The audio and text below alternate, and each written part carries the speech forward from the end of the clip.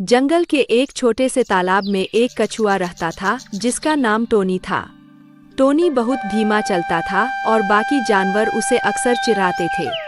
एक दिन टोनी तालाब के किनारे बैठा था और उसने आसमान में पक्षियों को उड़ते हुए देखा। उसे भी उड़ने की इच्छा हुई, लेकिन वह जानता था कि कछुए उड़ नहीं सकते। एक रात टोनी ने आसमान में एक टूटता हुआ तारा देखा और अपनी इच्छा के बारे में सोचते हुए कहा, काश मैं भी उड़ सकता। तभी एक जादुई रोशनी उसके पास आई और एक परियों जैसी छोटी सी चमकती चीज उसके पास आकर बोली, मैं तुम्हारी इच्छा पूरी कर सकती हूँ। यह एक जादुई परी थी जो उस जंगल की रहस्यमयी शक्ति थी। उसने टोनी पर अपनी जादुई धूल छिड़क दी और कहा, कल सुबह जब तुम जागोगे तुम उड़ सकोगे, लेकिन इसका इस्तेमाल अच्छे कामों के लिए करना। अगली सुबह जब टोनी जागा, उसने देखा कि उसकी पीठ पर छोटे छोटे पंख निकल आए हैं। वह हैरान था और थोड़ी हिम्मत जुटाकर उसने पंखों को हिलाया। देखते ही देखते वह हवा में उड़ने लगा।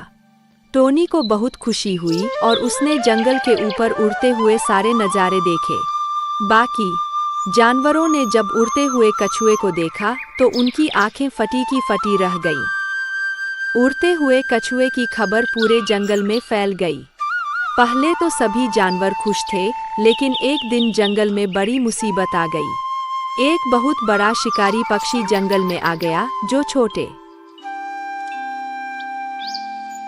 जानवरों का शिकार करने लगा। जंगल के जानवर डर के मारे छिप गए और मदद की तलाश में टोनी के पास पहुंचे।